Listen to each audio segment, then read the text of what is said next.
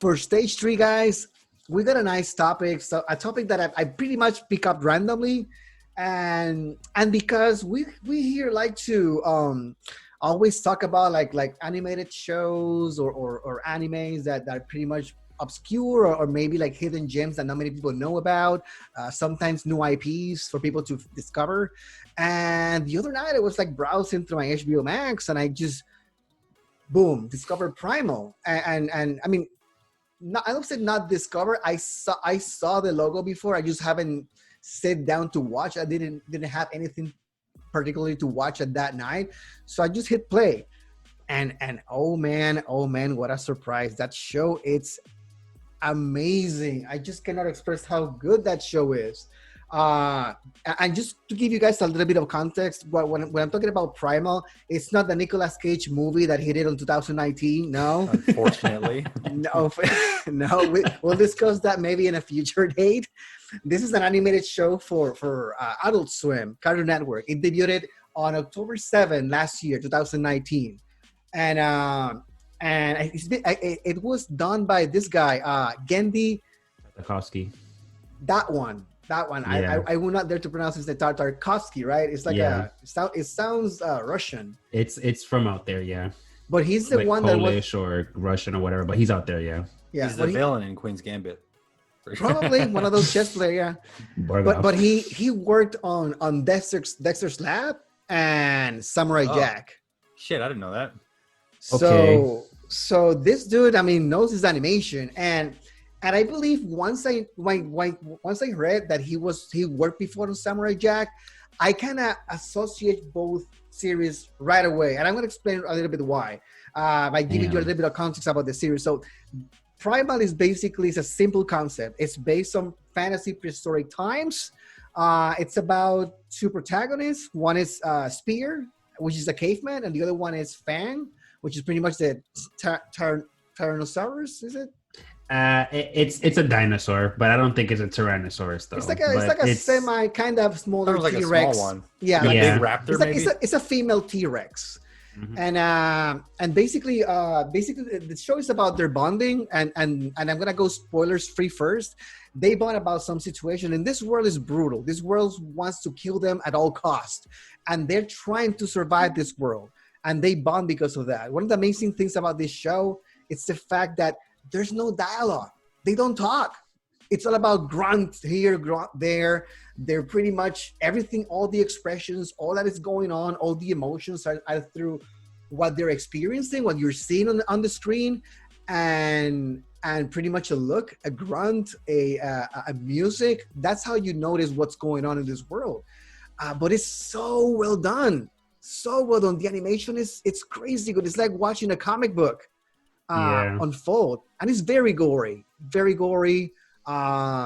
I believe that this dude probably went wild after the last season of Samurai Jack, because that was the season that he kind of incorporated a little bit of gore in there.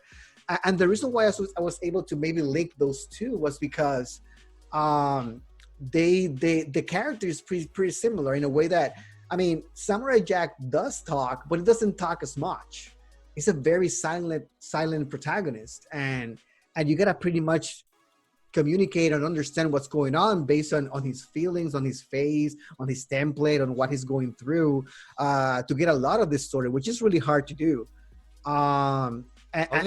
So go for it. Sorry about that. I was gonna say, as soon as you, because I didn't know that, I was gonna say, as soon as you said just now Samurai Jack, that puzzle piece fit into the puzzle perfectly. Mm-hmm. I have been trying to figure out like where my headspace and like where I knew what this felt like, and it's definitely Samurai Jack. Yeah. So that's awesome. I think when he's like, there's a scene that is like pretty much going on top of the mountain, and you see his hair when he comes up, and he kind of waves the same way that Samurai Jack's hair goes when he gets like his little, his knot is loose, and he's like with the hair flowing. It kind of felt like that, but I didn't realize it until I understood that this guy worked on those shows before, which is great, man. It was a great like little nugget of fandom surprise there. It was really cool.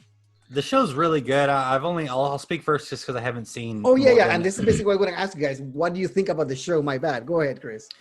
So I've only seen the first episode so far in preparation for this, but I was really glad that I did, and I almost stayed up later just to watch more. You were gonna it's pull a really, me. You were gonna pull a me. yeah.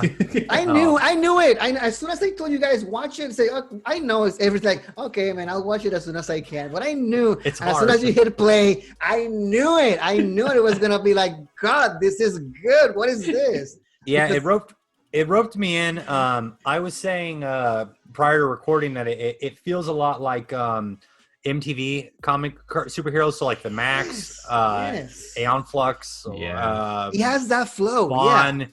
I mean, it really does feel like an animated comic book, which for me personally, that got my attention as a kid. It gets my attention as an adult. I mean, if you animate in this particular style, you sell me like almost immediately. I'm not sure how that style is pulled off. I'm certainly not an animator, but I was sold in the first, I don't know, probably 25 seconds with the fish or whatever. And we can go into spoilers, I assume.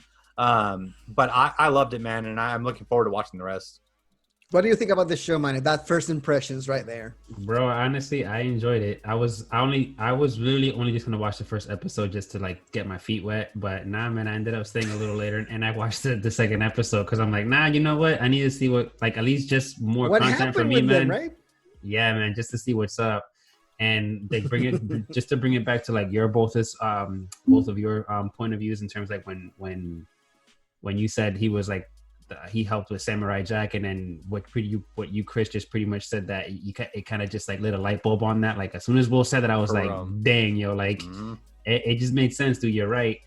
But I mean, I kind of enjoyed it because yeah, man, it's a refresher because there's no dialogue, they don't talk, and you can kind of already tell what's going on just by you like actually paying attention to his like his facials and all that stuff. Like if we're gonna go spoiler, I think where I started like I think we're at that time, man. So we gotta be there. Okay, can, so the first episode. Oh, spoilers alert! 3, 2, 1. After this point, guys. Yeah, it's an amazing story. Go watch it. It's on HBO Max. But moving on, spoilers. Go ahead, Manny.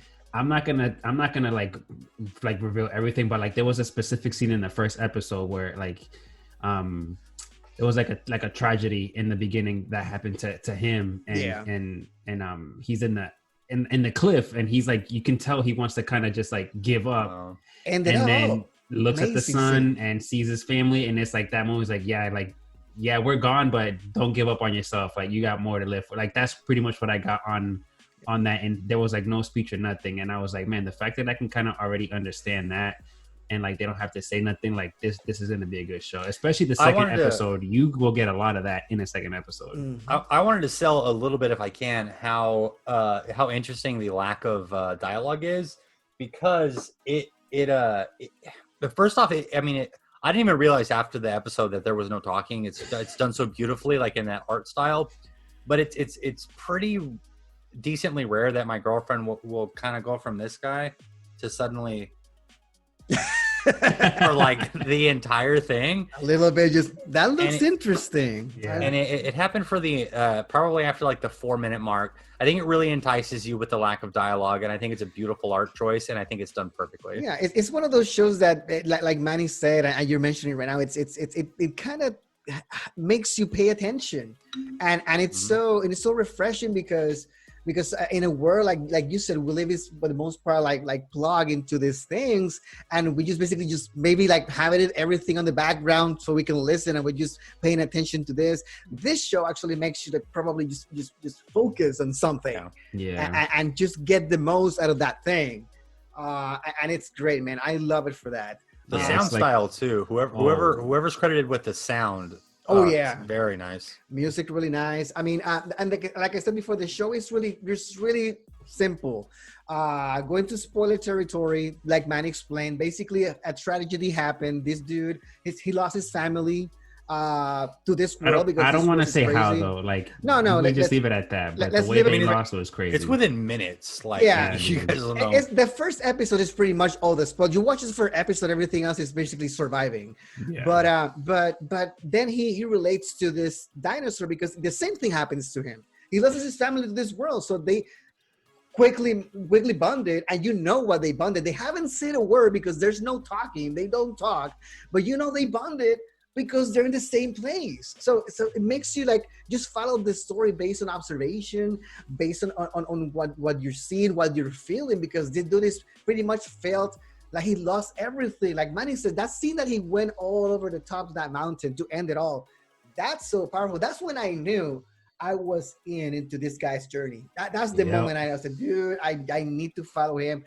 I need to know what's going on with him, because he was gonna do it, and he just kind of couldn't. He said, I need to keep going. And I believe the dinosaur also felt the same thing, and that's the reason why he's following him around, because it's like, hey, the only thing I have is you, and you just can watch episode after episode. I mean, maybe this is a little bit of spoiler for you guys, but not so much. I'm gonna keep it super over the surface.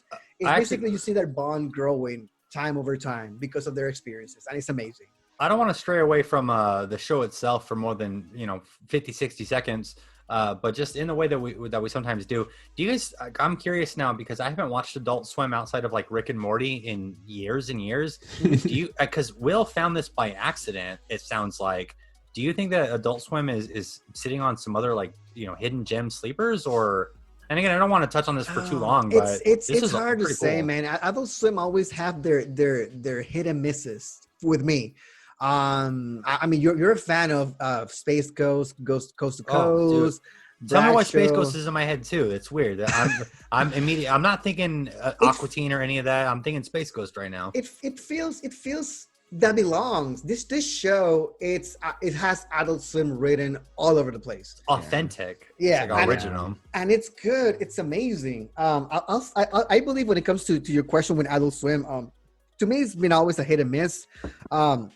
This show is a gem right now in Adult Swim. Like I said, it barely started last year. So I'm assuming this is going to be for the long run. I'm hoping it's going to be for the long run because it's amazing. But I don't know how long can they stretch like a simplistic concept like this.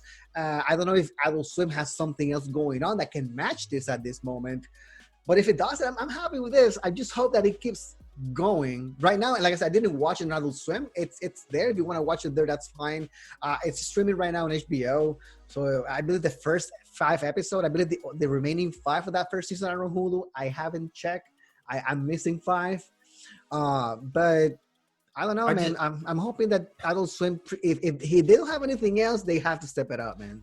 That's what I was gonna say. Is all I mean to say is that makes me excited. Adult Swim is still swimming. That they're not going under. Is that they're. I mean, that's the stuff I started watching when I was 11. Like Adult Swim is the best. So yeah, I'm happy they're still producing content. Adult Swim is my jam as well. So and like I said, I saw this somewhere. Like I was reading about this show at some point. I didn't pay attention, but I saw the thing that got me was that artwork. Like the first time I saw the artwork was him with the dinosaur on top and with the spear, like that like famous scene that they have, like when he's yelling at the end of the first episode. So that's the first poster that I saw with the word Primal on top. And that poster is pretty much the show. Like when you watch that poster, the title, very simple, Primal, a caveman with a spear and a dinosaur. That's the show.